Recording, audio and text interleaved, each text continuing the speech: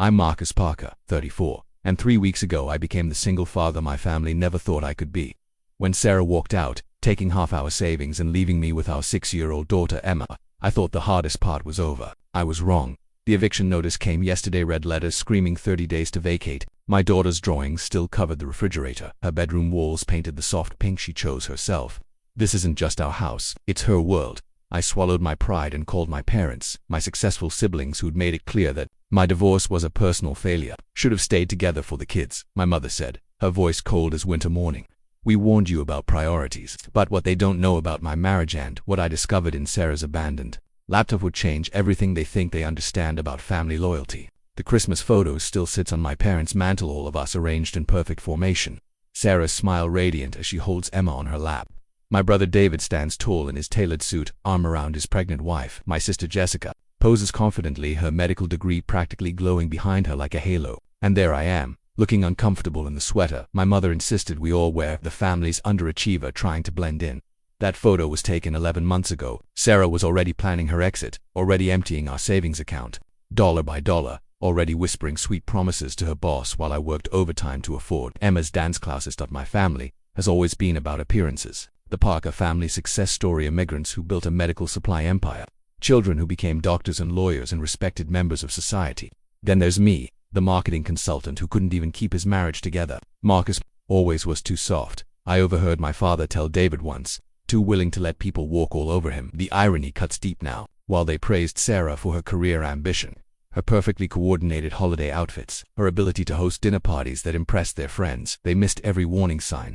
The way she'd check her phone constantly during family gatherings, how she'd suddenly developed work emergencies that required private phone calls in another room, the gradual distance that grew between us like frost on a window. My mother loved Sarah because she represented everything she wanted in a daughter-in-law: polished, successful, someone who elevated the family's social standing. When Sarah would compliment my mother's cooking or ask for advice about Emma's education, my mother would beam with pride.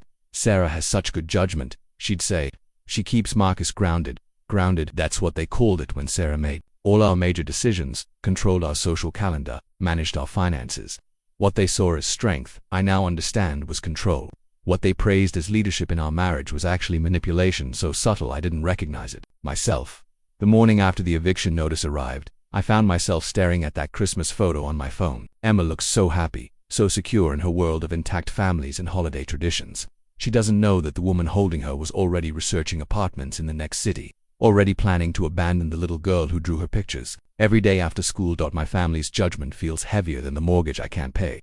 When I called them for help, desperate and broken, they offered criticism instead of compassion.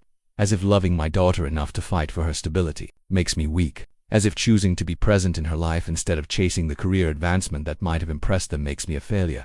But sitting in Emma's room last night, watching her sleep peacefully despite the chaos surrounding us, I realized something. The family in that Christmas photo was already broken. I just didn't know it yet. Sarah's smile was performance. My parents' pride was misplaced. The only genuine love in that picture was between Emma and me. Maybe it's time to stop trying to live up to their version of success and start protecting what actually matters. I should have known something was wrong when Sarah made Emma's breakfast that Tuesday morning. She never made breakfast, claimed her work schedule was too demanding, always rushing out the door with a protein bar and coffee. But there she was at 6:30 a.m., carefully cutting heart shapes out of Emma's toast, humming softly, "Daddy, look, Mummy made hearts." Emma giggled, not knowing she was eating her last meal prepared by her mother. Sarah kissed Emma's forehead with unusual tenderness, lingering a moment longer than normal. "Be good at school today, sweetheart. Daddy will pick you up as always." As always, the phrase should have been a warning. I was in the shower when I heard the front door close. Sarah often left early, but something felt different. The silence that followed was complete, final. When I came downstairs, Emma was finishing her heart-shaped toast alone. Sarah's coffee mug abandoned on the counter, still warm. That the house felt hollowed out, though I couldn't identify what was missing. At first, Sarah's work bag was gone, but that was normal. Her laptop wasn't on the kitchen counter where she usually left it charging, but maybe she'd taken it to her home office upstairs. It wasn't until Emma was safely at school and I returned home that the full scope of Sarah's precision became clear. Half the dresser drawers were empty, not ransacked, but methodically cleared. Her side of the walk-in closet looked like a store after inventory, with gaps where specific items used to hang. She'd taken her favorite coffee mug, the one Emma gave her for Mother's Day, but left behind the expensive china set her mother had given us as a wedding gift. The cruelest cut was discovering she'd removed every photo of herself with Emma from the refrigerator, leaving behind an archipelago of empty magnets and nail holes where our family memories used to live. The goodbye letter was propped against the coffee maker, written on her professional letterhead as if she was submitting a resignation from our marriage. Marcus, it began, no endearment, no acknowledgement of 7 years together. I've decided to pursue opportunities that align better with my personal and professional goals. This arrangement isn't working for either of us anymore, and we both deserve the chance to find happiness elsewhere. I've transferred my portion of our joint savings to a personal account to cover my transition expenses. Emma will be better off with you. You've always been the more nurturing parent. I'll be in touch through my attorney regarding formal arrangements. I hope you understand this decision comes from a place of honesty rather than cruelty. We both know our marriage has been over for quite some time. Sarah, the clinical tone, the business language, the complete absence of emotion. It was like receiving a termination notice from human resources. No apology, no acknowledgement of Emma's needs, no explanation for 7 years of shared life reduced to this arrangement. But the most telling detail was the date. The letter was printed on letterhead from a new job, the position she'd started 3 months ago. She'd been planning this conversation, crafting this exit strategy, while I was helping Emma with her homework and grocery shopping for family dinners Sarah would never attend. I called the bank immediately. Our joint savings account showed a withdrawal of $47,000, exactly half of what we'd saved for Emma's future, for a house down payment, for the family vacation we'd been planning. Sarah had calculated her fair share down to the dollar, as if our life together was a business partnership being dissolved. The checking account told a different story. Over the past 6 months, there had been systematic transfers I'd never noticed. Small amounts, $200 here, $300 there, that added up to thousands. Money I thought was going toward our shared goals had been funding Sarah's secret exit strategy. When Emma came home from school that afternoon, chattering about her day, I realized Sarah hadn't just left me. She'd abandoned a little girl who still drew pictures for her every week, who saved funny stories to share at dinner, who had been planning a surprise for Mother's Day. How do you explain to a 6-year-old that her mother chose to leave? That the woman who used to read her bedtime stories decided her own happiness was more important than her daughter's sense of security? I didn't have those answers then, and I'm still searching for them now. Emma's bedroom door is a gallery of childhood construction paper, flowers, crayon drawings of our family as stick figures, and a handwritten sign that reads "Daddy's Girl" in purple marker with glitter glue that still sparkles when the hallway light hits it just right. This door represents everything I'm about to lose, everything I'm fighting to preserve. Our morning routine has become sacred since Sarah left. Emma wakes up at 6:45 a.m., padding down the hallway in her mismatched pajamas, one of my old t-shirts that hangs to her knees like a nightgown. She climbs into my bed for exactly 5 minutes of cuddles before announcing she's ready for big girl breakfast. "Daddy, can we have pancakes?"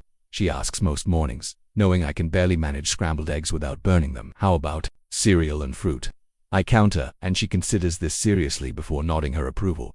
She sits at our kitchen table, legs swinging because she's still too small for the adult chairs, chattering about her dreams or something she remembered from yesterday. Her conversation jumps from topic to topic like a butterfly. School friends, cartoons, whether dogs can see colors, why the mailman always waves at her, "Where's Mommy today?" She asked 3 weeks ago, innocent and expectant. "Mommy's working. Far away now, sweetheart. It's going to be just you and me for a while." Emma processed this information with the remarkable adaptability of children. "Okay, can you braid my hair like Mommy does?" I've learned to braid hair through YouTube tutorials, though Emma's patience with my amateur attempts borders on saintly. She sits still while I fumble with rubber bands and bobby pins, occasionally offering gentle correction. "Daddy, you have to pull it tighter. See, like this." Her small fingers guide mine, teaching me to be her mother and father both. Her room is painted soft pink with white trim, chosen during a special big girl room shopping trip when she turned 5. We spent an entire Saturday at Home Depot, Emma gravely comparing paint swatches while the staff smiled at her intense concentration. She picked a color called ballet slipper and insisted we paint a small rainbow on one wall. The rainbow is still there, slightly crooked because Emma helped with the brushstrokes. Below it, her bookshelf holds an collection of stories we read together every night, some inherited from my own childhood, others carefully selected during our weekly library visits. Her dresser top is arranged like a shrine to childhood wonder, a jewelry box that plays Far Elise when opened, a collection of rocks she's deemed special for reasons only she understands, and a framed photo of the two of us at the zoo, both grinning with chocolate ice cream on our faces. The closet is organized in a way that would make Marie Kondo insists on arranging her clothes by color, claiming it makes choosing outfits more scientific. Her shoe collection ranges from sparkly dress-up heels to practical sneakers, all lined up like little soldiers awaiting their next adventure. But it's the walls that tell the real story of our life together. Emma's artwork covers every available surface: drawings of flowers with faces, animals wearing clothes, and countless variations of our family. In the early pictures, there are 3 stick figures holding hands under a yellow sun. In the recent ones, there are only 2, but somehow they seem closer together, their connection stronger. "Daddy, why are we moving?" she asked last night while I read her bedtime story. The eviction notice was still crisp and official on my nightstand, 30 days counting down like a time bomb. How do you explain adult failures to someone who still believes in fairy tale endings? Sometimes grown have to find new places to live, I said carefully. Like an adventure. Emma considered this, her serious face illuminated by her nightlight, a unicorn that projects stars on the ceiling. "Will my room be pink in the new house too? We'll make sure it's perfect for you, no matter where we go." She nodded solemnly, then wrapped her arms around my neck. "I love you, Daddy, even if we don't have a house anymore." Children shouldn't have to comfort their parents about homelessness. Emma shouldn't have to worry about whether her next bedroom will be pink or whether her daddy can afford to keep her world safe and stable. But her resilience humbles me. Her trust in my ability to fix everything, to make it all okay, gives me strength I didn't know I possessed. She believes in me more than my own family does, more than I believe in myself some days. This room, this door, this collection of childhood treasures, it's not just Emma's world I'm fighting to preserve. It's the part of myself that learned how to be a father, how to love someone more than my own life, how to find joy in bedtime stories and Saturday morning pancakes. We'll find a way to keep this magic alive, even if we have to rebuild it somewhere else. I found Sarah's laptop 3 days after the eviction notice arrived, buried behind a stack of winter coats in our bedroom closet like a secret she'd forgotten to take. The MacBook Pro was older than the one she used for work. This was her personal machine, the one she'd used for everything from online shopping to photo editing our family memories. My finger hovered over the power button for a full minute. Opening this laptop felt like crossing a line, violating the last shred of privacy in a marriage that had already been stripped bare. But Emma was coloring at the kitchen table, humming contentedly while she worked on a picture of our family, and my daughter's security mattered more than my ex-wife's digital privacy. The screen flickered to life, and I was surprised to find it wasn't password protected. Sarah, who was meticulous about locking her work computer, had left this one completely open. The desktop background was a photo from Emma's 4th birthday party, all of us laughing as Emma tried to blow out candles that kept relighting themselves.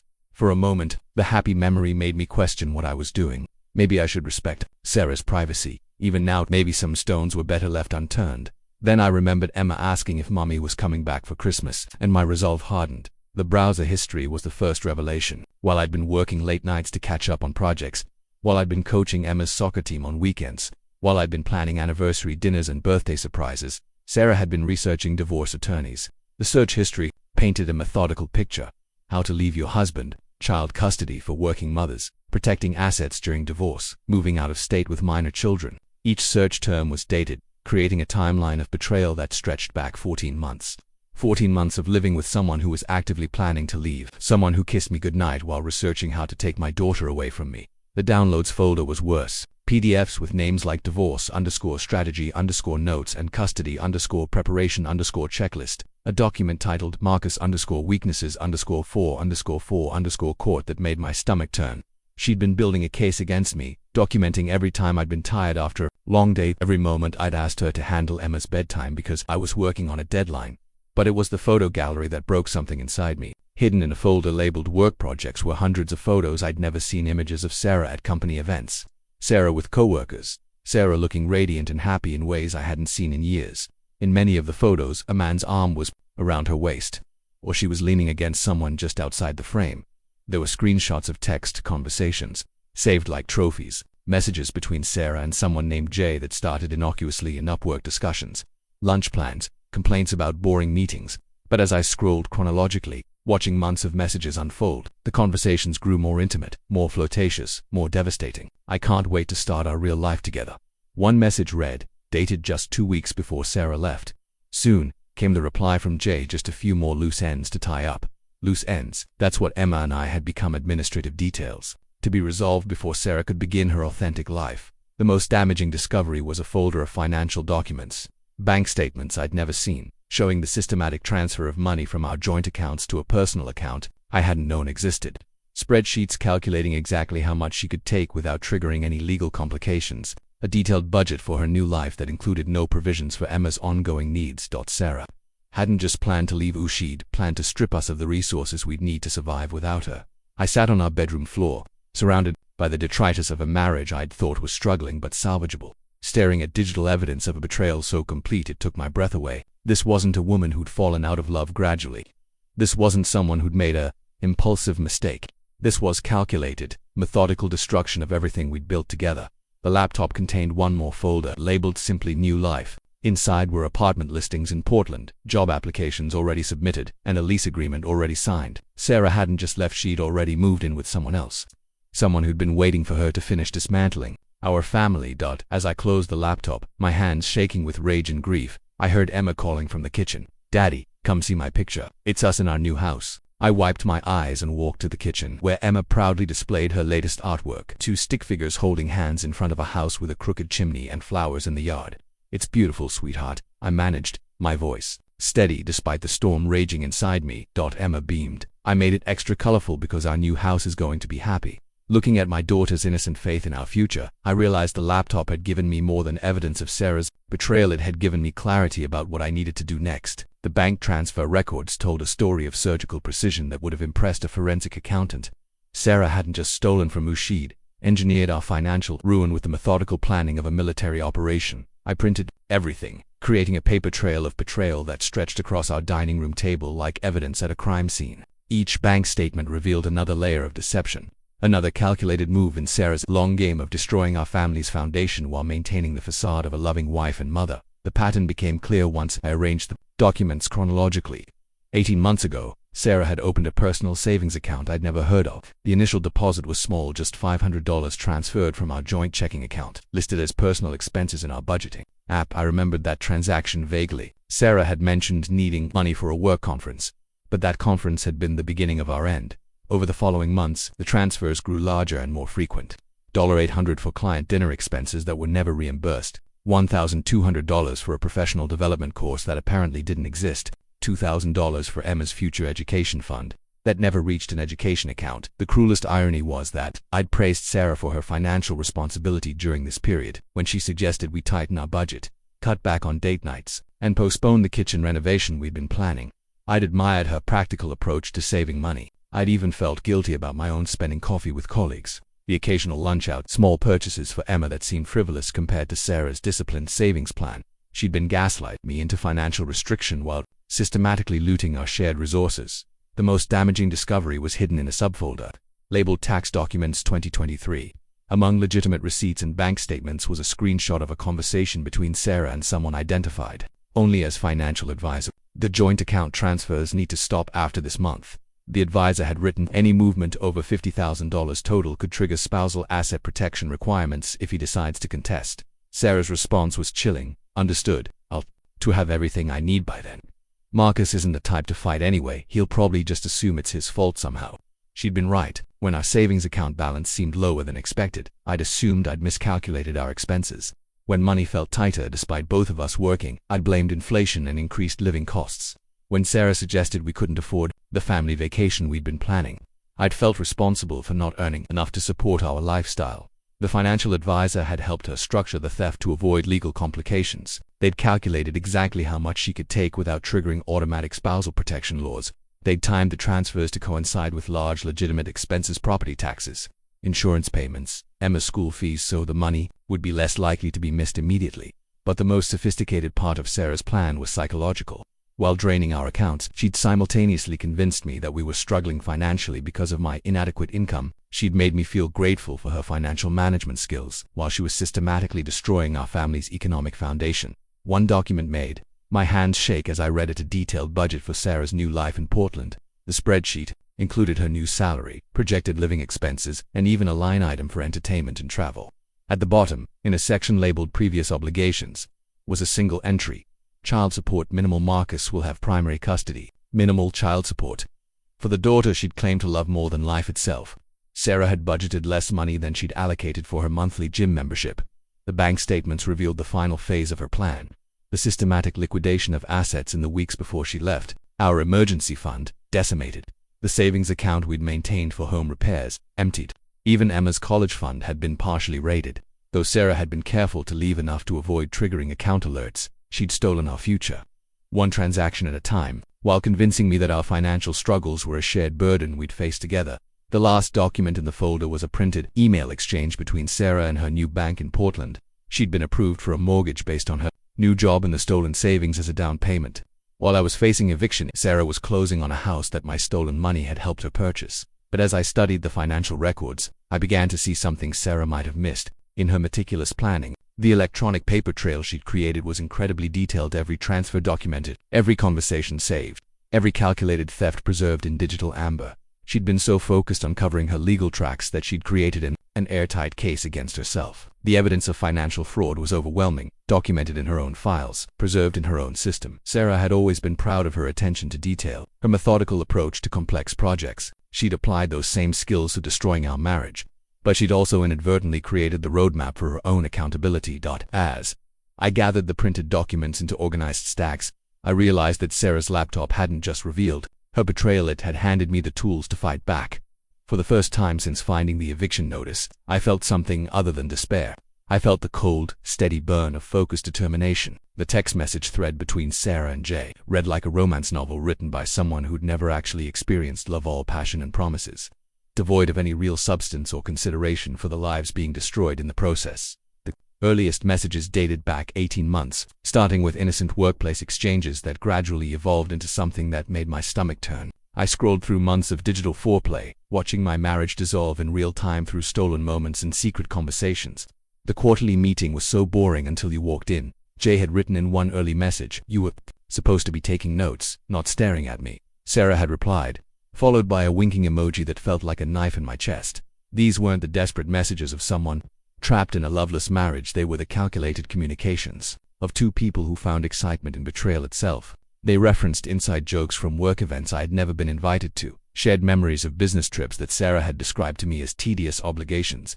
"I can't stop thinking about Portland," Jay had written 3 months ago. "Our place, but it's going to be perfect, our place." While I was working overtime to pay our mortgage, Sarah and her lover were already shopping for furniture for the home they'd built on the ruins of my family. The messages revealed a timeline that made Sarah's abandonment even more cruel. They'd been planning to move in together for over 6 months, discussing everything from neighborhood preferences to school districts. Apparently they'd researched Emma's educational options in Portland, as if my daughter was just another logistics consideration in their grand romantic plan. "What did you tell Marcus about the conference next week?" Jay had asked 2 months ago. "Same thing I always tell him, boring work stuff he wouldn't understand," Sarah had replied. "He doesn't pay attention to my career anyway." The lie was so casually delivered, so dismissive of the hundreds of work conversations we'd shared over the years.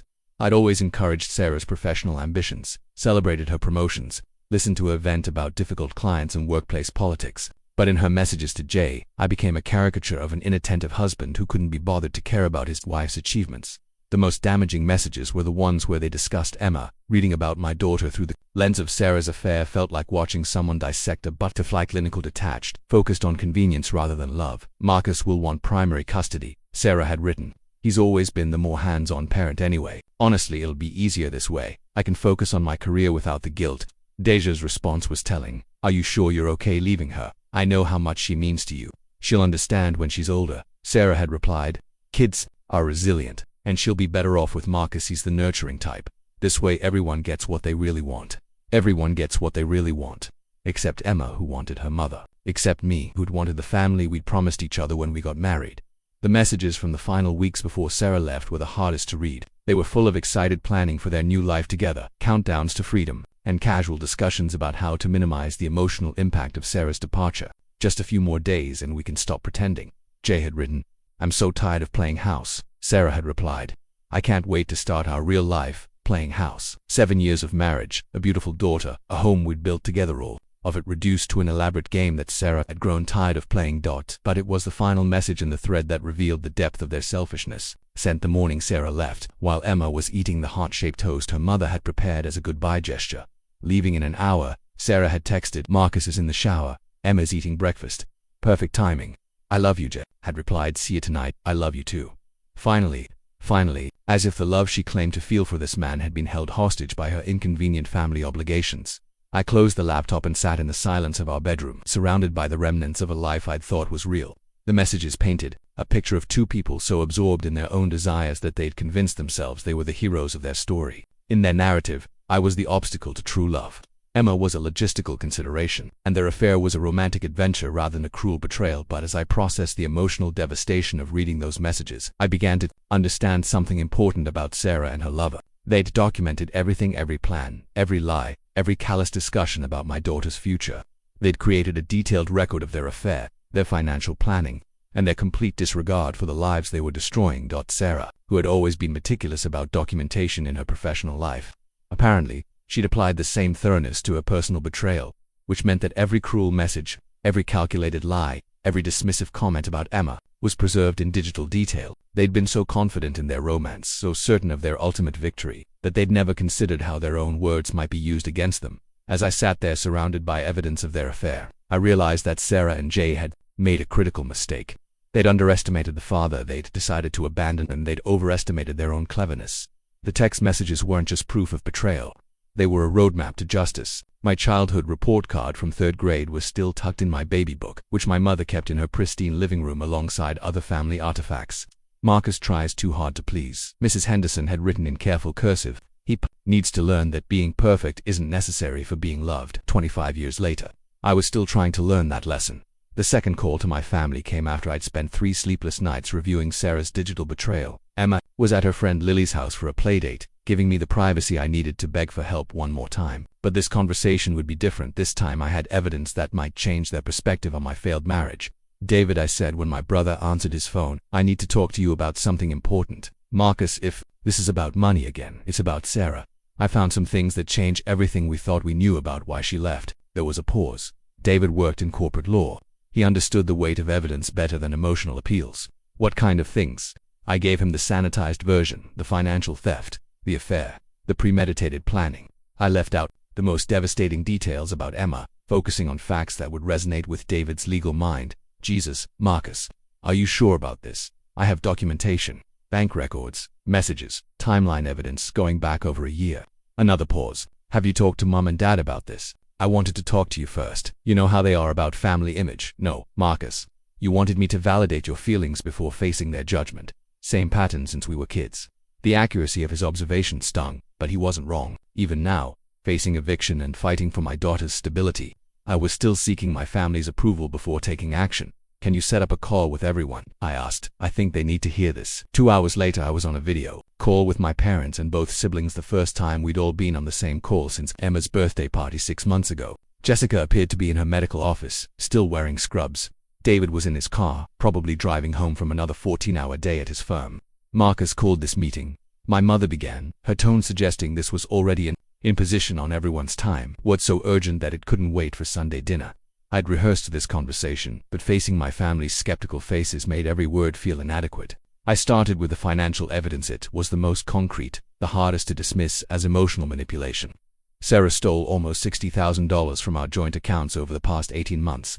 I said, sharing my screen to show the bank transfer timeline. She opened secret accounts, worked with a financial advisor to structure the theft, and timed everything to avoid legal complications. My father leaned forward, squinting at his screen. Are you certain these transactions weren't legitimate? Sarah always seemed very responsible with money. She was planning to leave me for over a year. Dad, while you were praising her at family dinners, she was systematically draining our savings to fund her exit strategy. Jessica's expression had shifted from skeptical to concerned. Marcus, this is serious. Have you contacted the police? There's more, I continued, pulling up selected screenshots of Sarah's messages.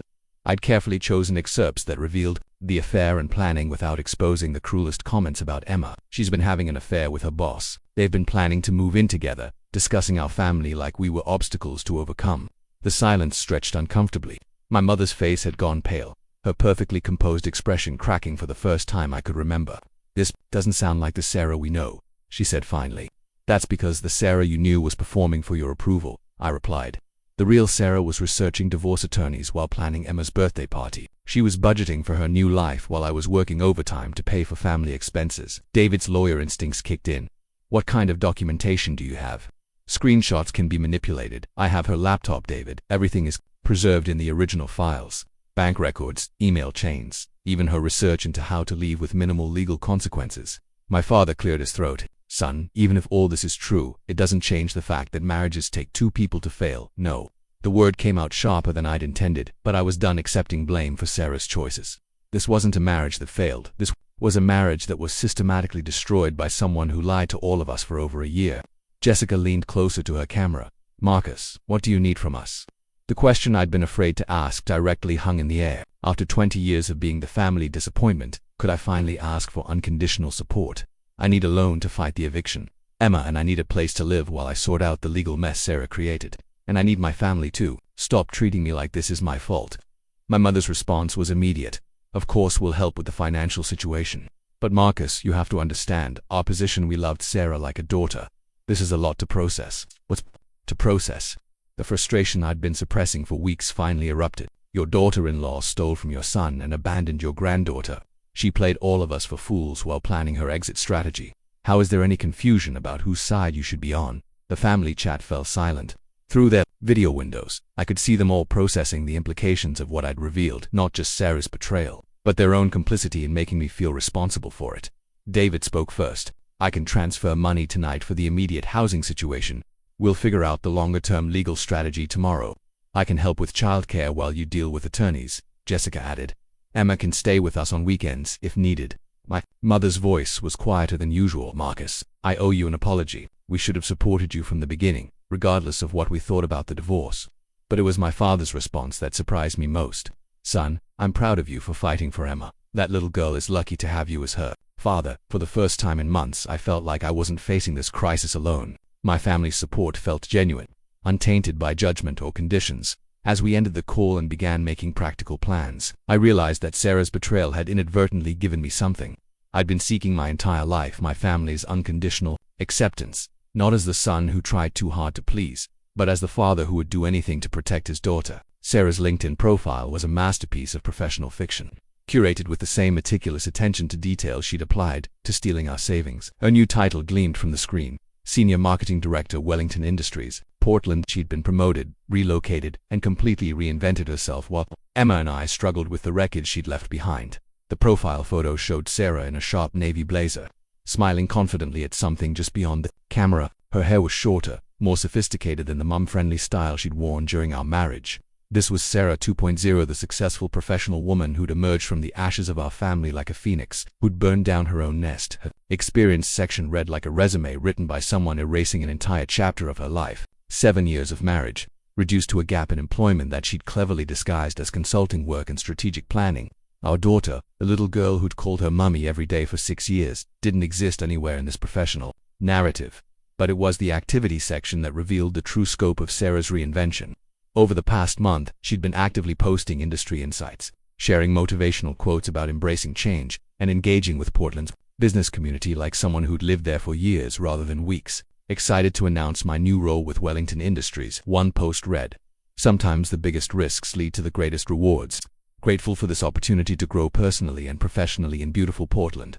The comments were full of congratulations from colleagues who had no idea that Sarah's personal growth had involved abandoning her family. Former co-workers praised her courage and inspiring career move while I sat in our soon-to-be foreclosed home, trying to figure out how to explain to Emma why we couldn't afford her dance classes anymore. One comment stood out from the rest. So proud of you for taking this leap, Sarah. James and I can't wait to show you all Portland has to offer.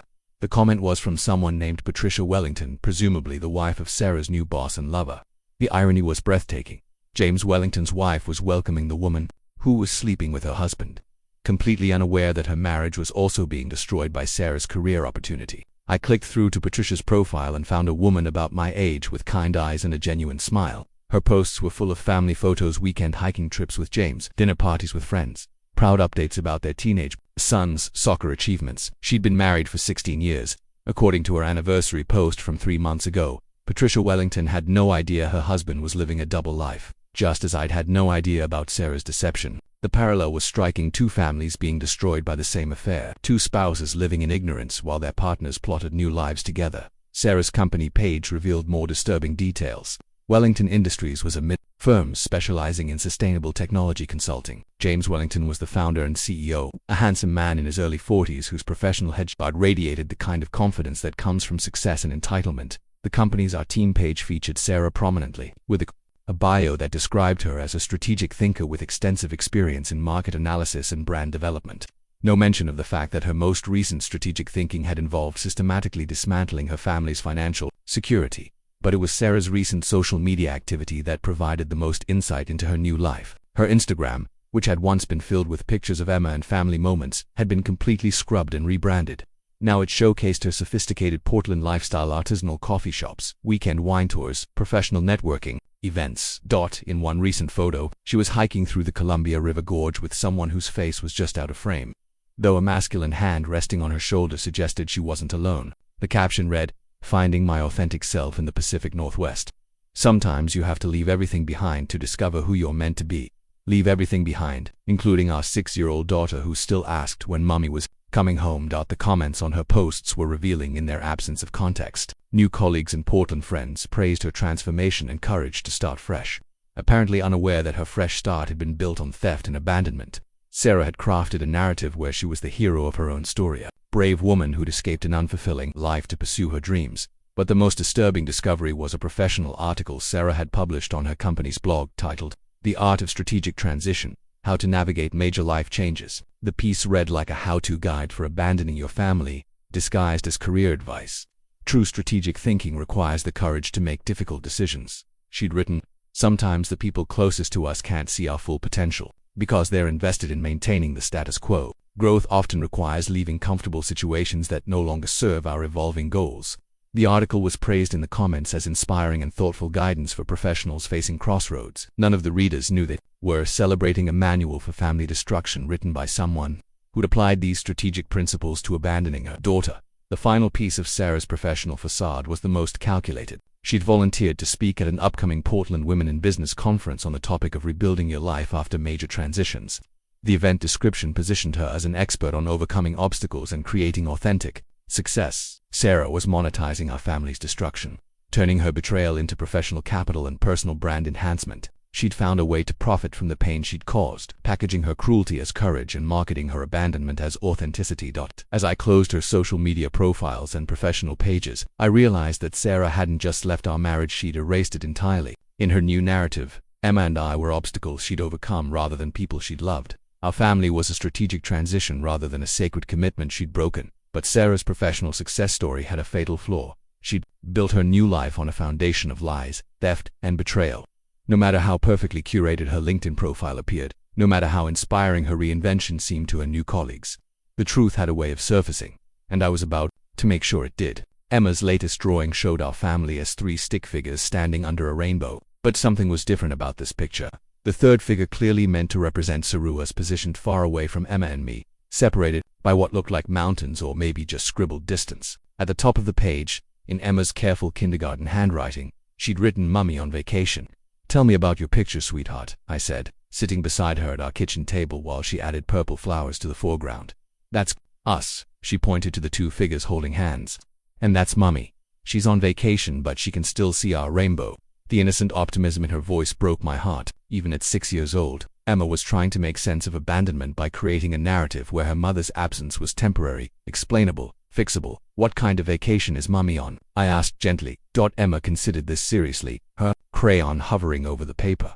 "A work vacation. Like when she used to go to meetings, but for longer. She'll come back when her work is finished." I'd been dreading this conversation for weeks, but Emma's questions were becoming more frequent and more specific. She noticed things the way I checked my phone hopefully when it buzzed.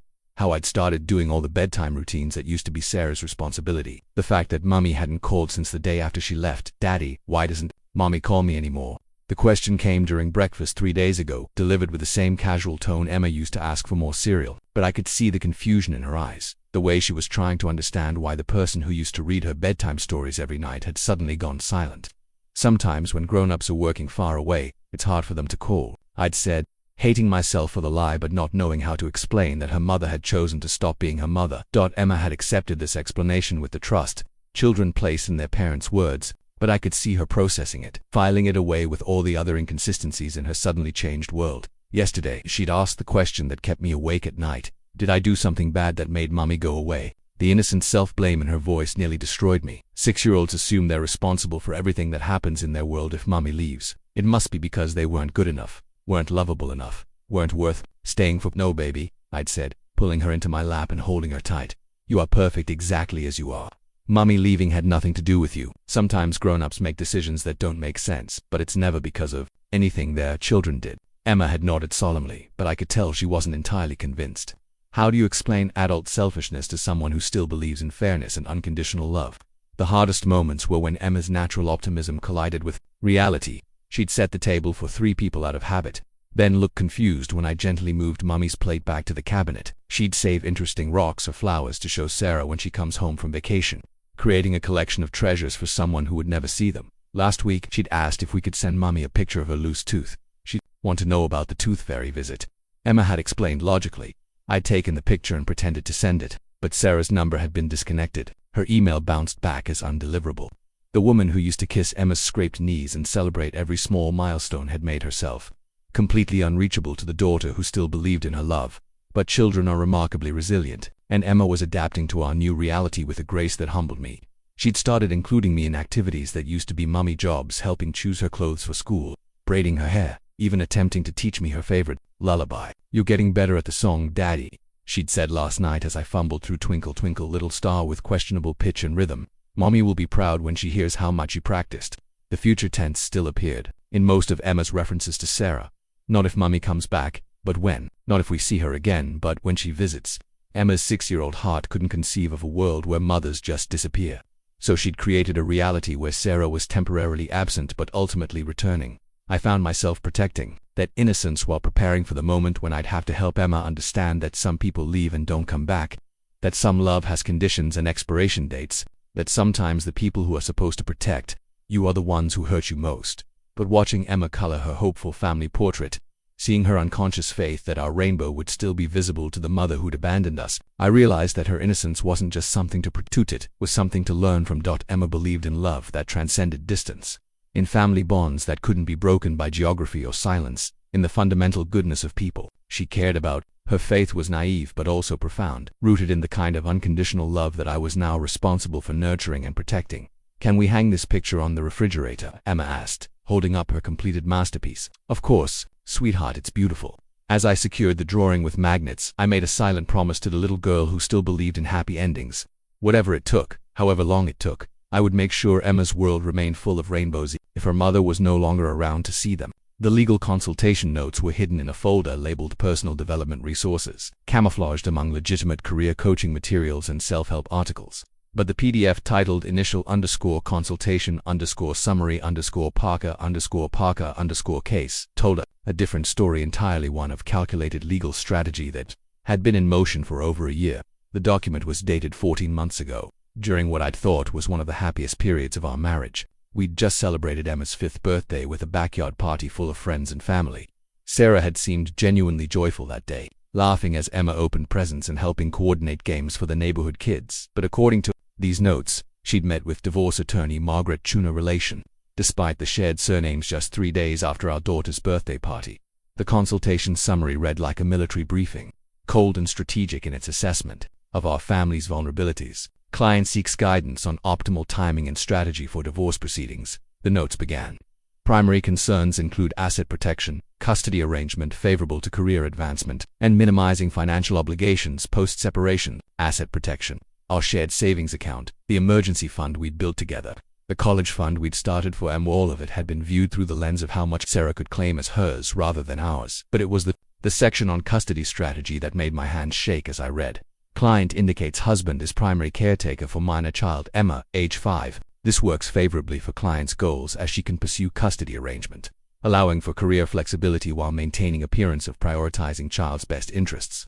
Appearance of prioritizing child's best interests. Not actual concern for Emma's well-being, but the optics of seeming like a caring mother while planning to minimize her parental responsibilities. The attorney had made detailed notes about our family dynamics, clearly based on information Sarah had provided during their consultation. Husband works from home frequently, handles majority of childcare duties including school pickup, medical appointments, extracurricular activities.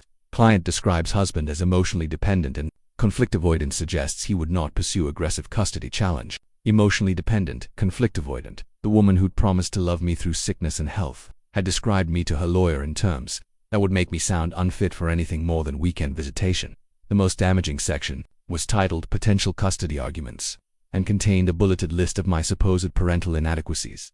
Husband frequently works late hours, leaving childcare to client. Financial instability due to husband's inconsistent income. Husband has expressed feeling overwhelmed by single parenting during client's business trips. Client maintains primary relationship with child's school and medical providers. Every bullet point was a distortion of reality, a manipulation of context designed to paint me as an inadequate father. Yes, I'd worked late hours to accommodate Sarah's travel schedule and ensure one of us was always available for Emma. Yes, I'd felt overwhelmed during Sarah's business trips because managing a household and caring for a 5-year-old alone while working full-time is legitimately challenging. But the cruelest twist was that Sarah had been documenting these moments of honest vulnerability conversations where I'd admitted to feeling tired or stressed as ammunition for a custody battle I didn't even know was coming. The attorney's strategic recommendations were even more chilling. Suggest client begin documenting husband's parenting deficiencies over next 12 to 18 months. Recommend client establish herself as primary contact for all school medical communications. Consider relocating to state with more favorable custody laws before filing. Documenting my parenting deficiencies. For over a year, Sarah had been watching me with the eyes of an adversary, cataloging every moment of exhaustion, every parenting mistake, every human flaw as evidence against my fitness as a father. The final page of the consultation notes contained a timeline that made my stomach drop. Phase 1, months 1 to 6. Establish financial independence. Document husband's inadequacies. Phase 2, months 6 to 12. Secure employment in target state. Continue documentation. Phase 3, months 12 to 18. Execute relocation.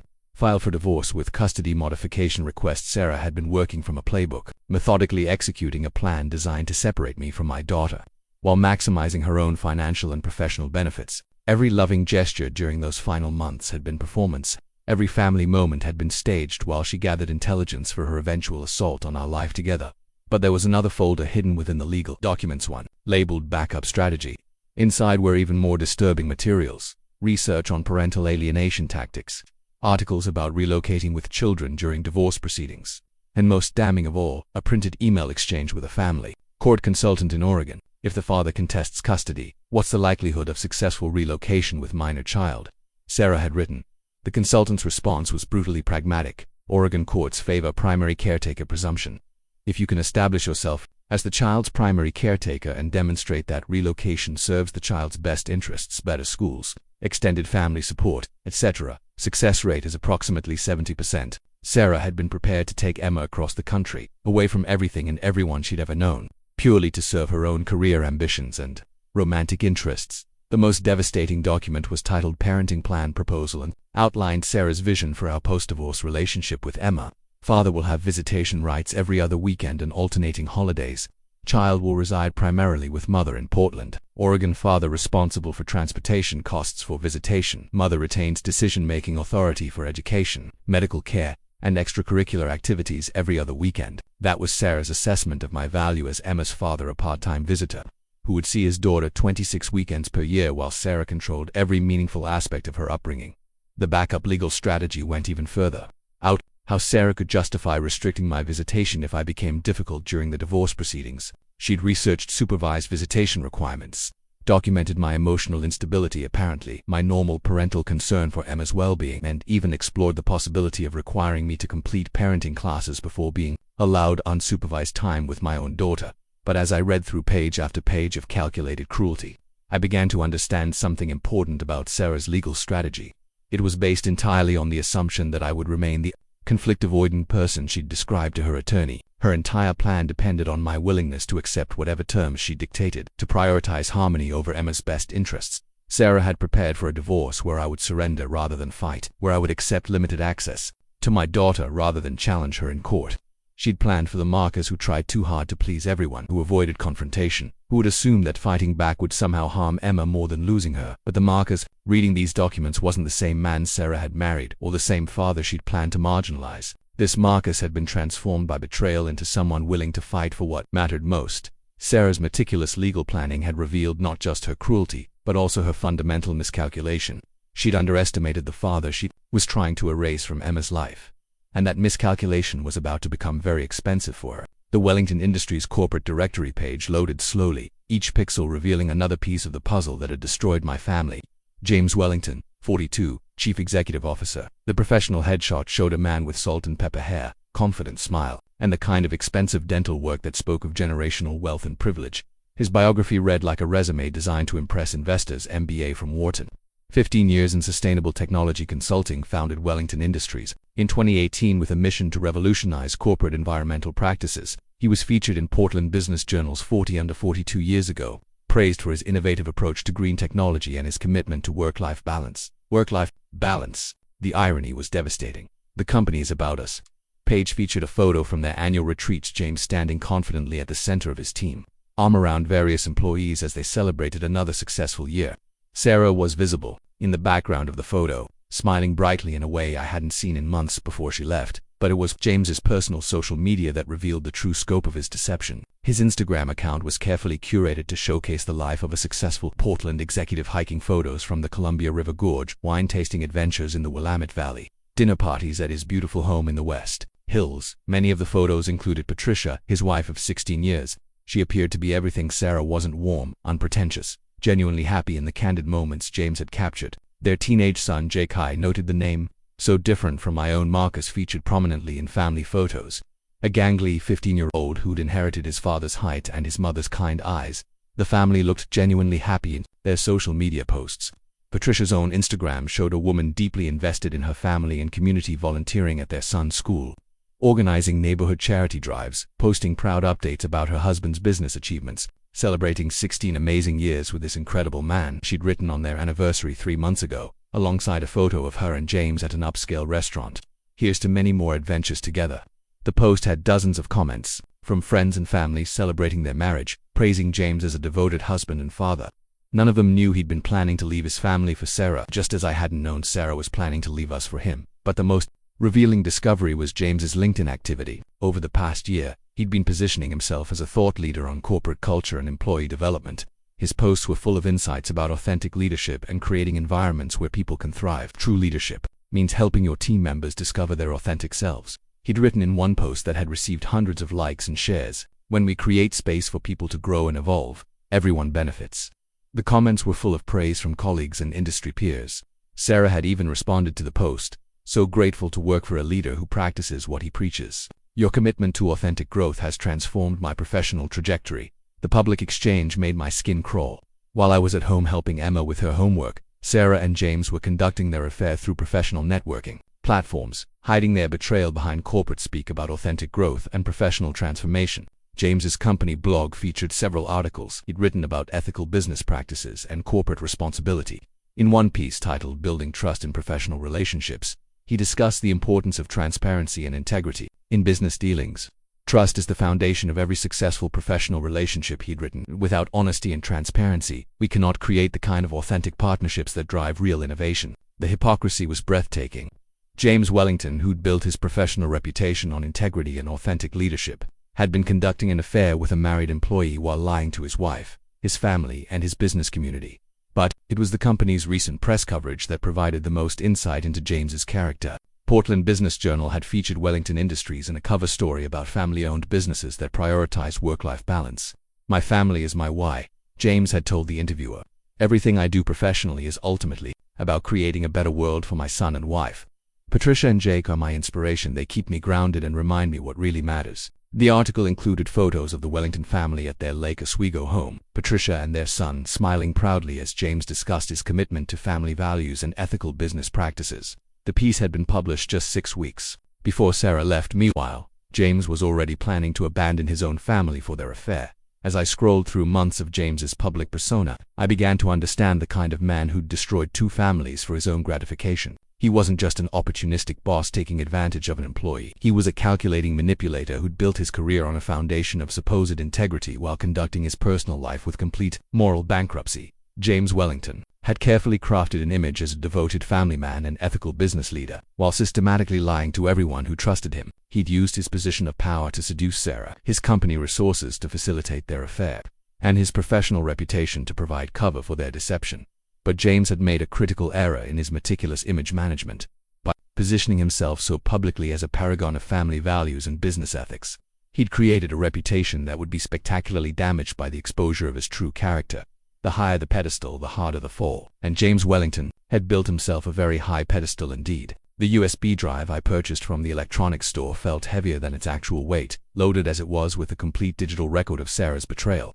I'd spent 3 days methodically organizing the evidence, creating a comprehensive documentation of theft, adultery, and abandonment that would serve as my ammunition in the battles to come. The file structure I created was precisely organized, each folder containing specific categories of evidence that painted a complete picture of Sarah's deception: financial fraud, bank transfer records, screenshots of secret accounts, evidence of systematic theft totaling $63,847 over 18 months. The documentation showed not just the theft itself, but the premeditation Sarah had consulted with financial advisors about how to structure the transfers to avoid legal complications. Adultery evidence: the complete text message thread between Sarah and James Wellington, spanning 18 months and revealing the timeline of their affair. I'd carefully selected the most damaging exchanges while excluding anything that might compromise Emma's privacy or future relationship with her mother. Legal planning documents: Sarah's consultation notes with a divorce attorney, custody strategy, documents and research into parental alienation tactics.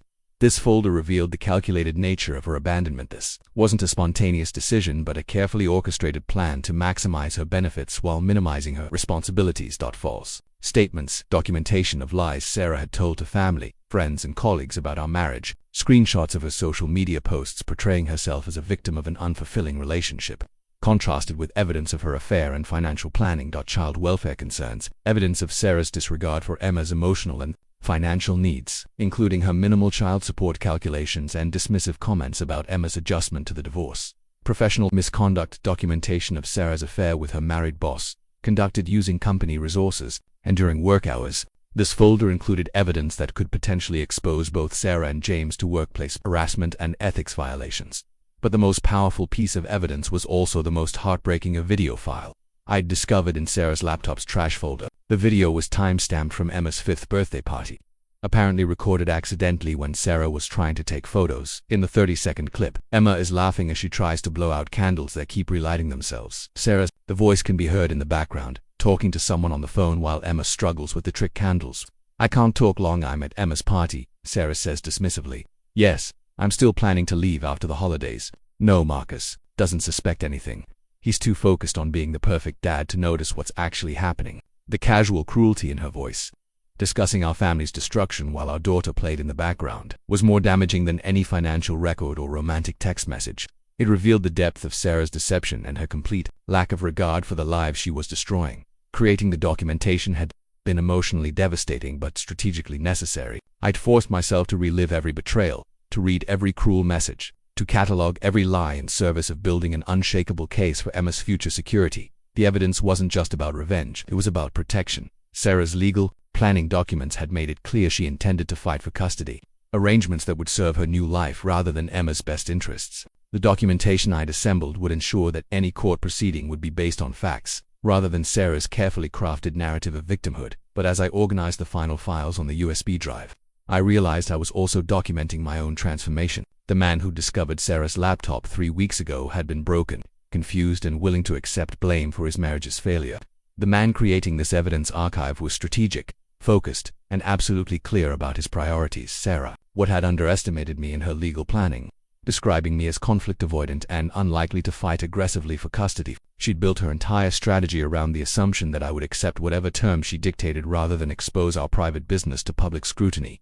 She was about to learn how wrong she'd been. The evidence I'd gathered would serve multiple purposes. It would protect Emma's financial future by documenting Sarah's theft and ensuring she couldn't claim ignorance of her obligations. It would prevent Sarah from taking Emma away from her home and support system by revealing her true motives for relocation, and it would hold both Sarah and James accountable for the affair that had destroyed 2 families. But perhaps most importantly, the evidence would ensure that Emma would someday understand the truth about why her mother left. Not the sanitized version Sarah might try to sell her when she was older. Not the narrative of a brave woman following her dreams, but the documented reality of a mother who chose her own desires over her daughter's well-being. I made 3 copies of the USB drive, one for my attorney, one for my safety deposit box, and one hidden in my home office. The nuclear option: if Sarah tried to paint me as an unfit father or attempted to restrict my access to Emma. As I sealed the evidence in labeled envelopes, I felt something I hadn't experienced in months: a sense of control over my own life. Sarah might have had a 14-month head start in planning our family's destruction, but she'd left behind every tool I needed to fight back. The scared, confused man who'd called his family begging for help had been replaced by someone who understood that protecting Emma required more than hope and good intentions. It required strategy, evidence, and the willingness to use every weapon Sarah had inadvertently provided. The gathering phase was complete. Now it was time to decide how to deploy the truth I'd assembled. I downloaded the call recording app 3 hours before dialing Sarah's number, knowing that our conversation would likely be the last civil discussion we'd ever have. Once I revealed what I knew about her betrayal, any pretense of cooperative co-parenting would evaporate. But Emma deserved one final attempt at reasonable communication before I unleashed the evidence I'd gathered. Sarah answered on the 4th ring, her voice bright and professional as if she were taking a business call, rather than speaking to the father of her abandoned daughter. "Marcus, how are you? How's Emma adjusting?" The casual tone, as if she'd been on a business trip rather than orchestrating the destruction of our family, made my jaw clench. But I'd rehearsed this conversation, planned every word to extract maximum information while revealing minimum knowledge. "Emma's struggling, Sarah. She asks about you every day. She wants to know when you're coming home." A pause. I explained in my letter that this was permanent. "Marcus, it's better for everyone if we're honest about the situation." Better for everyone. I bit back the response that came naturally, asking exactly who everyone included in her calculation. Whether Emma's well-being had factored into her cost-benefit analysis of abandonment. She's 6 years old. Sarah, she doesn't understand adult complications. All she knows is that her mother disappeared without explanation. That's dramatic. "Marcus, I didn't disappear, relocated for career opportunities. Emma will understand when she's older." The clinical language, the reduction of our daughter's trauma to a career decision, revealed everything I needed to know about Sarah's current mindset. She'd already rewritten our history in terms that absolved her of responsibility. "We're facing eviction," I said, cutting through her professional detachment. "Emma and I need help with housing costs until I can sort out the financial mess you left behind." Another pause, longer this time. "I transferred my fair share of our savings before leaving Marcus. What you do with your portion is your responsibility, your portion." As if the money she'd stolen had been legitimately hers, as if the systematic draining of our accounts had been an equitable division of assets rather than calculated theft. "Emma needs stability, Sarah. Her needs should come before our personal disagreements. Emma will be fine. Children are resilient. She has you, and you've always been good with the day-to-day parenting stuff." Day-to-day parenting stuff. Feeding our daughter, helping with homework, providing emotional support through her mother's abandonment, reduced to administrative tasks that didn't require Sarah's involvement. "What about Christmas?" I asked, testing the boundaries of her maternal disconnect. "Emma's already asking if you'll be here for the holidays. I'm building a new life. Marcus, I can't drop everything every time Emma wants something. She needs to learn that people have their own priorities." The callousness was breathtaking. Emma needing her mother wasn't a want, it was a fundamental requirement for healthy development. But Sarah had redefined even maternal love as optional, dependent on her convenience and availability. "Have you considered that Emma might want to visit you in Portland? See where you're living now?" The question was strategic. I wanted to gauge Sarah's willingness to maintain any relationship with Emma, and to see if she'd reveal details about her living situation with James. "That's not practical right now. I'm focused on establishing myself professionally. Maybe next summer we can arrange something." Maybe next summer, 8 months away, an eternity in a 6-year-old's understanding of time. Sarah was treating visitation with her daughter like a vacation she might consider scheduling if her calendar permitted. "Sarah, Emma drew you a picture last week. She wants to send it to you, but I don't have your current address. You can email a photo if she really wants to share it. I'm staying with a colleague temporarily while I look for permanent housing." The lie came so easily, so naturally, that I almost admired its efficiency. Sarah was living with James Wellington, in his family home, but she couldn't admit that to me without revealing the affair that had motivated her abandonment. "A colleague. That's generous of them to house you during your transition." "James, my boss, has been incredibly supportive. He believes in helping employees succeed during major life changes." She'd mentioned James's name. The slip was small, but significant. Sarah was becoming comfortable discussing her new life, forgetting to maintain the careful boundaries she'd established to hide the affair. "That's an unusual level of support from an employer," I pressed gently. "Does his family mind having a house guest indefinitely?" "James understands that sometimes people need to make difficult decisions to find authentic happiness. Not everyone. Is content settling for mediocrity?" The insult was clear. I represented mediocrity, the life she'd escaped in pursuit of authentic happiness with her married boss. But Sarah's defensive tone suggested she wasn't entirely comfortable with the moral implications of her choices. "Emma misses her bedtime stories," I said, shifting back to our daughter's needs. "Would you consider calling her occasionally, just to maintain some connection?" Regular phone calls would be confusing for her. "Marcus, it's better to have clean boundaries so she can adjust to her new reality. You're perfectly capable of handling bedtime routines." Clean boundaries. Sarah had found corporate language to justify abandoning her daughter's emotional needs. Emma's confusion and grief were inconveniences to be managed rather than wounds to be healed. "What should I tell her about Christmas?" "About your birthday next month. She's planning surprises for you.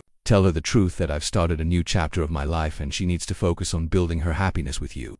Children adapt faster when they're not given false hope. False hope. Our mother's love had been redefined as false hope in Sarah's new worldview. As I ended the call, I realized that Sarah had revealed everything I needed to know about her current priorities and future intentions. She had no interest in maintaining a meaningful relationship with Emma. She was living with James Wellington and felt comfortable enough to discuss him casually. She believed she'd successfully escaped accountability for her choices, but most importantly, she still thought of me as the conflict-avoidant man who would accept her terms without challenge. She had no idea that our conversation had been recorded, that I possessed comprehensive evidence of her betrayal, or that her casual cruelty toward Emma had eliminated any remaining sympathy I might have felt for her situation. Sarah had chosen to treat Emma's emotional needs as inconveniences and my concerns as nuisances. She'd made her priorities clear. Her authentic happiness with James mattered more than her daughter's well-being or her obligations as a mother. That choice would have consequences she hadn't anticipated. The email to Patricia Wellington sat in my drafts folder for 3 days, each word carefully chosen and fact-checked against the evidence I'd gathered. Writing to the wife of my ex-wife's lover felt like crossing a moral line, but Patricia deserved to know the truth about her husband's betrayal, just as I'd deserved to know about Sarah's deception. The message was straightforward, professional, and devastating. Dear Mrs. Wellington, I'm writing to inform you of information that affects both our families. I recently discovered that my wife Sarah Parker, who works for your husband's company, has been having an affair with James for the past 18 months. I have extensive documentation of their relationship, including romantic communications, travel records, and evidence that they're currently living together. I'm sharing this information because I believe you have the right to know about your husband's infidelity, just as I wish someone had told me about my wife's betrayal before she abandoned our 6-year-old daughter. I'm not seeking revenge or trying to cause unnecessary pain. I simply believe that people deserve to make informed decisions about their marriages based on truth rather than deception. If you'd like to see the evidence I've gathered, I'm willing to share it. I understand this news must be shocking and painful, and I sincerely apologize for being the messenger of such devastating information. Respectfully, Marcus Parker. I attached a single screenshot, not the most intimate message between Sarah and James, but one that clearly established the timeline and nature of their relationship. Enough evidence to prove my claims without being gratuitously cruel to a woman who was about to have her world shattered. But the email to Patricia was only part of my strategy. Sarah and James had built their affair on secrecy and lies, confident that their victims would never discover the truth or fight back. They'd underestimated the power of evidence and the consequences of betraying people who had nothing left to lose. I'd also prepared communications for key figures in their professional lives, carefully crafted messages that would expose their affair without crossing into harassment or defamation. The Wellington Industries Board of Directors would receive documentation of James's misuse of company resources to conduct his affair.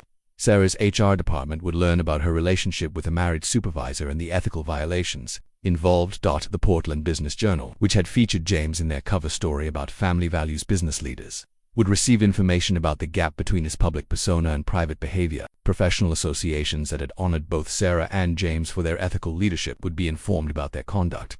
But the most powerful weapon in my arsenal was the truth itself, documented comprehensively and preserved digitally. Sarah and James had created an extensive paper trail of their betrayal, saving romantic messages, planning their future together, and discussing their victims with casual cruelty. They'd been so confident in their deception, so certain that their spouses would never discover the truth, that they'd documented everything. Every lie told to maintain their affair, every resource stolen to fund their relationship, every cruel dismissal of the families they were destroying. The strategy wasn't about revenge, it was about accountability. Sarah had stolen money that belonged to Emma's future and abandoned a daughter who'd loved her unconditionally. James had violated his professional ethics, his marriage vows, and his responsibilities as a community leader. They'd both built their new life on a foundation of lies and theft. But as I prepared to send the emails that would expose their affair, I found myself hesitating. Not because I doubted the righteousness of my cause or the accuracy of my evidence, but because I understood that what I was about to do would change everything for multiple families. Patricia Wellington's marriage would be destroyed. Their teenage son would learn that his father was a liar and cheat. James's carefully crafted professional reputation would be shattered. Sarah's new career would be compromised by ethics violations and public scandal. The scope of destruction would extend far beyond the people who'd directly wronged me, affecting innocent family members and professional colleagues who'd had no part in the affair. But then I thought about Emma, asking every night when Mummy was coming home. I remembered Sarah's casual dismissal of our daughter's needs during our phone call, her reduction of maternal love to an inconvenience that interfered with her authentic happiness. I thought about the $63,000 Sarah had stolen from Emma's future, the college fund she'd raided to finance her affair. I considered the legal documents she'd prepared to take Emma away from everything and everyone she'd ever known, purely to serve Sarah's professional ambitions. Sarah and James had made their choices with full knowledge of the consequences for their families. They'd chosen their own desires over their children's well-being, their romantic excitement over their marriage vows, their immediate gratification over their professional integrity. I wasn't creating the consequences they would face, I was simply ensuring that their actions had consequences at all. As I moved the email from my drafts folder to my outbox, I realized that this moment represented my complete transformation from victim to advocate. The man who'd been devastated by the eviction notice 6 weeks ago had been replaced by someone willing to fight for justice, even when that fight required difficult choices. Sarah had described me to her divorce attorney as conflict-avoidant and unlikely to challenge her aggressively. She'd built her entire strategy around the assumption that I would accept whatever terms she dictated rather than expose our private business to public scrutiny. She was about to discover how completely she'd miscalculated, the emails sent with a soft electronic swoosh, carrying the truth that would unravel the carefully constructed lies Sarah and James had built their relationship on. Within hours, the foundation of their stolen happiness would begin to crumble, and Emma would finally receive the justice she deserved. The family group text exploded at 11:47 p.m. on a Tuesday, starting with my mother's message. "Marcus, we just saw the news about Sarah's situation in Portland. Are you okay?" I stared at my phone, confused. What news?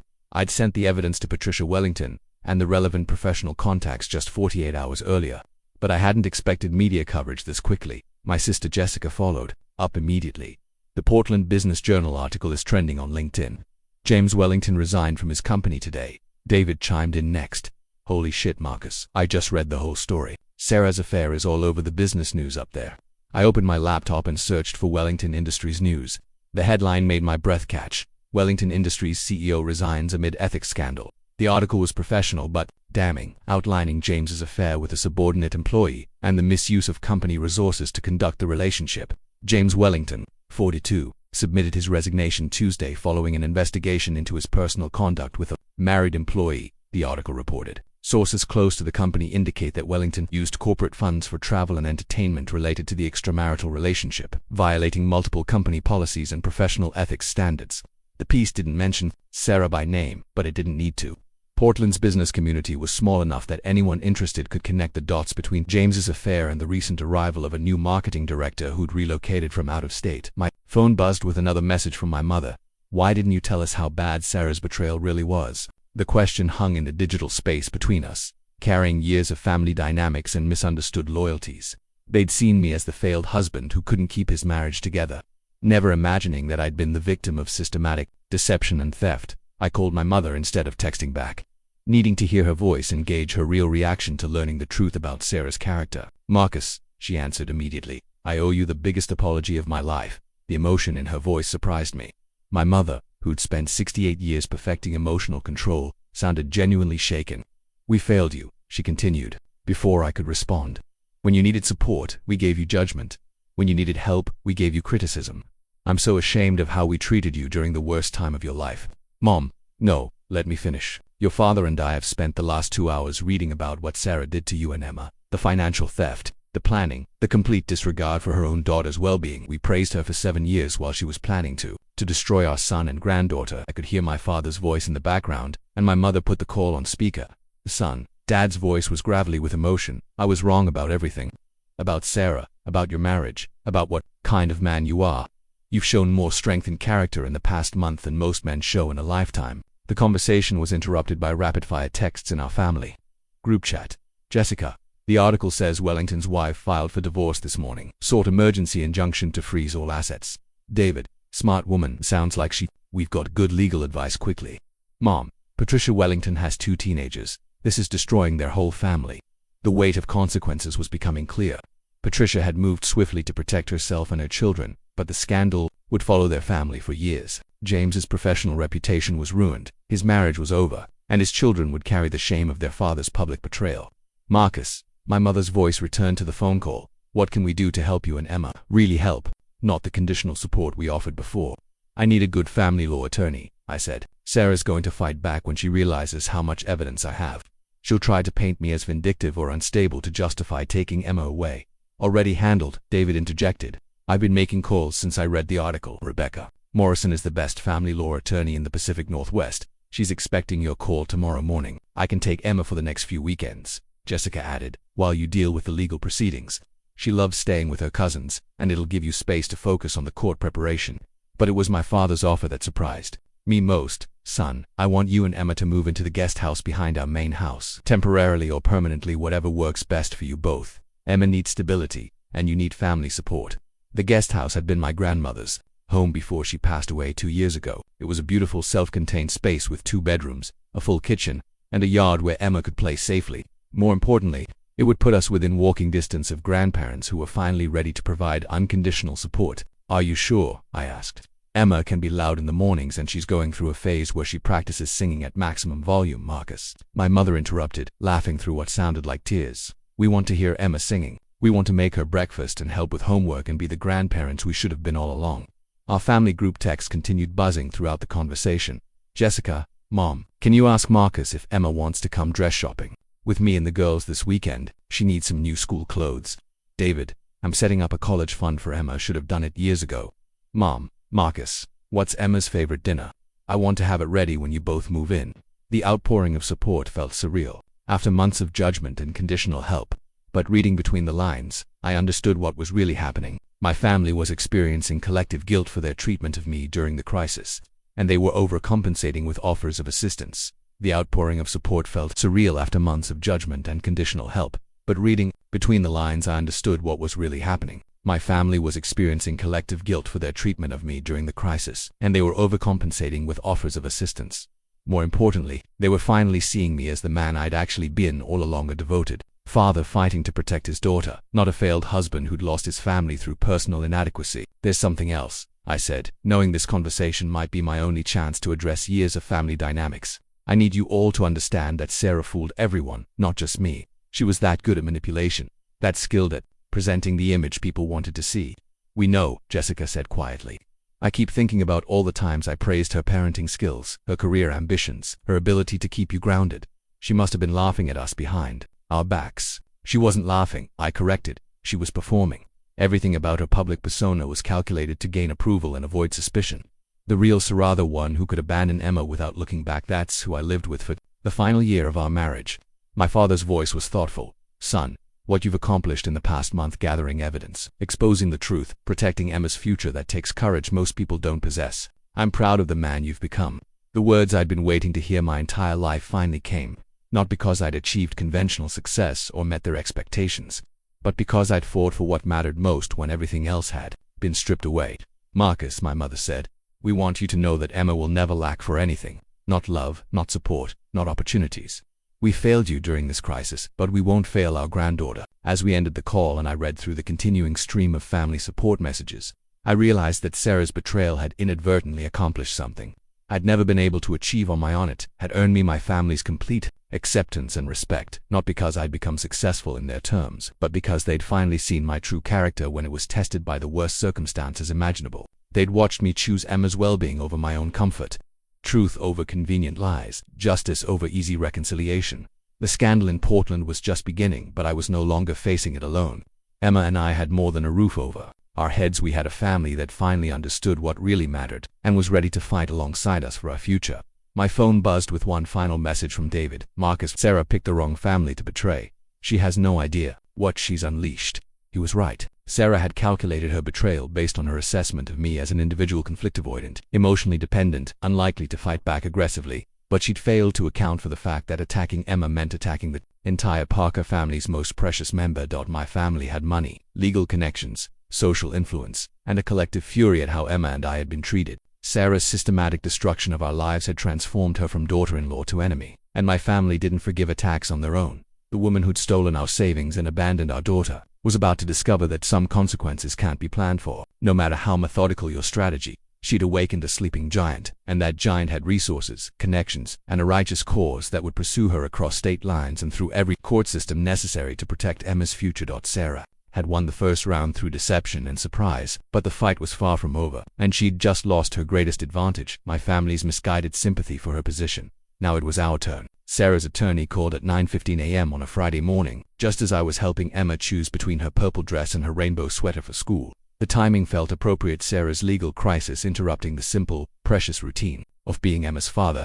Mr. Parker, this is Margaret Patterson from Morrison Family Law. I'm representing Sarah Parker in her response to your documentation requests. We need to schedule a meeting to discuss settlement terms. Settlement terms. The clinical language couldn't hide the desperation underneath. Sarah had gone from planning to take Emma to Portland to begging for damage control in less than 2 weeks. I'm available this afternoon, I replied, watching Emma twirl in front of the mirror, completely absorbed in the important decision of Friday outfit selection. But I should mention that any settlement discussion needs to prioritize Emma's long-term security and stability. Of course, my client is very interested in reaching an amicable resolution that serves everyone's best interests. Everyone's best interests. I almost laughed at the phrase. Sarah's definition of everyone had excluded Emma from the moment she'd started planning her exit strategy. The meeting took place in Rebecca Morrison's downtown office, a space that radiated competence and success. Rebecca had reviewed all my evidence over the past week, and her assessment had been both reassuring and strategically valuable. Sarah's position is completely indefensible. She'd told me during our preparation session, the evidence you've gathered: documents, systematic financial fraud, parental abandonment, and professional misconduct. Any judge who reviews this case will be appalled by her behavior. Sarah entered the conference room looking smaller than I remembered. Her confidence, visibly shaken by the collapse of her carefully constructed new life. She avoided eye contact, focusing instead on the legal documents spread across the table like evidence at a trial. Her attorney got straight to business. My client acknowledges that mistakes were made during the dissolution of this marriage. She's prepared to make financial restitution and discuss custody arrangements that prioritize Emma's well-being. Mistakes were made, I repeated, letting the passive language hang in the air. Is that how we're characterizing systematic theft and child abandonment? Sarah finally looked at me, her eyes red-rimmed with what might have been tears or sleepless nights. Marcus, I never intended for things to get this complicated. I thought you thought, what? I interrupted. That stealing our daughter's college fund was simple, that abandoning Emma would be uncomplicated, that destroying Patricia Wellington's family was just a minor detail in your grand romantic plan. The mention of Patricia Wellington made Sarah flinch. James's wife had not only filed for divorce, but it also provided additional evidence of the affair to support my case. The solidarity between betrayed spouses had created an unshakable foundation of documented misconduct. Rebecca spread out our settlement demands across the table. The terms were comprehensive and non-negotiable. Full restitution of stolen funds, $63,847 plus interest and penalties to be paid within 60 days. Establishment of a substantial college fund for Emma, funded entirely by Sarah. Primary custody to remain with me, with Sarah receiving supervised visitation rights that could be expanded only with court approval and demonstrated commitment to Emma's well-being. But the most important term was Emma's right to stability. Sarah would relinquish any claim to relocate Emma outside of our current school district. No more threats of taking my daughter to Portland or anywhere else that served Sarah's convenience over Emma's needs. These terms are quite harsh, Sarah's attorney protested. My client has already suffered significant professional and personal consequences. Your client stole from her own daughter and abandoned her without explanation, Rebecca responded calmly. The proposed settlement is remarkably generous considering the criminal charges Mr. Parker could pursue for financial fraud. Criminal charges. The phrase made Sarah's face go pale. She hadn't considered that her systematic theft might constitute prosecutable fraud rather than just civil asset division. What about visitation? Sarah asked, her voice barely above a whisper. I want to maintain a relationship with Emma. The question revealed the fundamental disconnect between Sarah's actions and her self-perception. She'd abandoned Emma without contact for 6 weeks, but still expected maternal privileges when convenient. For her, Emma asks about you every day, I said, watching Sarah's composure crack further. She drew you pictures that you'll never see because you made yourself unreachable. She saved stories to tell you when you came home from your work vacation. She still sets a place for you at dinner sometimes. Sarah wiped her eyes, but I wasn't finished. You had a daughter who loved you unconditionally, who would have understood and adapted to divorce if you'd handled it with basic human decency. Instead, you chose to disappear from her life because maintaining a relationship was inconvenient for your affair. I was trying to make a clean break. You were trying to avoid responsibility. There's a difference. The settlement negotiations lasted 3 hours, but the outcome was never in doubt. Sarah's legal position was hopeless. Her moral authority was non-existent, and her financial resources were limited by the collapse of her Portland career. She signed every document without further protest, agreeing to terms that would ensure Emma's security while restricting Sarah's ability to disrupt our daughter's life in the future. As Sarah prepared to leave the conference room, she turned back one final time. Marcus, I know you probably can't forgive me, but I want you to know that I did love Emma. I still do. I considered her words carefully before responding. Love isn't something you feel, Sarah, it's something you do. And what you did was abandon a 6-year-old child who trusted you completely. She nodded, tears finally falling freely. What should I tell Emma when I see her for visitation? Tell her the truth, that you made choices that hurt people you cared about, and now you're trying to make things right. that you're sorry for leaving her, and that you're going to work very hard to earn back her trust. Will she forgive me? I don't know. But if you're genuinely committed to being her mother, rather than just visiting when it's convenient, maybe she'll give you that chance. As Sarah left the building, I realized that our confrontation had provided something I hadn't expected. Not the fairy tale reconciliation that Emma might dream about, but the clear boundaries and legal protections that would allow us to build a stable future. Sarah's attempt to destroy our family had ultimately strengthened the bonds that really mattered. Emma and I were secure, my family was united in support, and the truth had been revealed completely.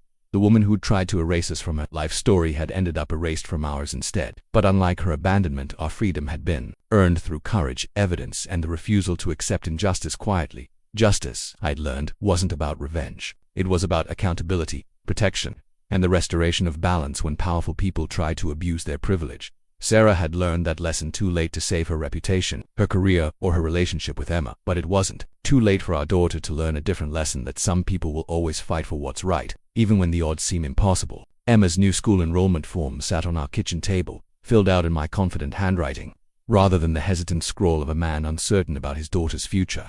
Lincoln Elementary, 3 blocks from my parents' guest house, with excellent ratings and a playground that Emma had already declared perfect for monkey bars. The form represented more than just a school change. It was proof of the stability we'd rebuilt from the wreckage Sarah had left behind. Under emergency contacts, I'd listed my parents, Jessica and David. Under family structure, I'd checked single father without shame or apology. Most importantly, under previous schools there was no gap, no disruption, no evidence of the chaos that had threatened to uproot Emma's entire world 6 months ago. "Daddy, will my new teacher like my rainbow pictures?" Emma asked, carefully coloring at the same kitchen table where I'd once stared at an eviction notice in despair. "She'd love them, sweetheart. Teachers always appreciate students who bring color and creativity to their classrooms." Emma nodded, seriously, then returned to her artwork, a new family portrait that showed just 2 figures but somehow seemed more complete than the 3-person drawing she'd created before Sarah left. The stick figures were holding hands under a bright sun, surrounded by flowers and animals and all the joyful details that filled Emma's imagination. The past 6 months had brought changes I couldn't have imagined during those first desperate weeks. The guest house had become our sanctuary, a place where Emma could run between our home and her grandparents' house, where I could work while she played safely in the yard, where bedtime stories echoed through rooms filled with laughter. Instead of tension, my relationship with my family had been completely transformed. The crisis had stripped away years of judgment and expectations, revealing the unconditional love that had always existed underneath their disappointment. My parents weren't just grandparents now, they were Emma's daily cheerleaders, homework helpers, an eager audience for every story about her school adventures. Jessica had become Emma's honorary big sister, taking her shopping for clothes and teaching her about confidence and independence. David had surprised everyone by revealing a talent for elaborate bedtime stories that featured brave princesses who solved problems through intelligence and courage rather than waiting for rescue. But the most profound change was in my own sense of identity. The man who'd been defined by his failures, failed marriage, failed career ambitions, failed family expectations, had been replaced by someone who understood his true priorities and had the courage to fight for them. My consulting business had grown steadily as word spread about my integrity and reliability. Apparently, the kind of character required to gather evidence and fight for justice also translated well to business relationships built on trust and competence. Sarah's visitation with Emma had resumed 3 months ago, carefully supervised and limited to 2 hours every other weekend. The meetings were awkward but necessary. Emma deserved the opportunity to maintain some relationship with her mother, even if that relationship would never again include the unrestricted trust she'd once offered. Sarah had moved back to our city after the Portland scandal destroyed her career prospects. She was working for a smaller marketing firm, living in a modest apartment, and slowly learning what it meant to earn rather than demand her daughter's affection. Emma's feelings about her mother were complicated but healthy. She enjoyed their supervised visits but no longer asked when Mummy was coming home permanently. She'd adapted to the reality that some people could only love part-time, and that was their limitation rather than her inadequacy. "Daddy," Emma said during our drive to school last week, "I'm glad we live with Grandma and Grandpa now." "Why's that, sweetheart?" "Because our house is full of people who want to be there." Before, it felt like someone was pretending. The emotional intelligence of children never ceased to amaze me. Emma had sensed the performance in Sarah's final months, the feeling of living with someone who was physically present but emotionally absent.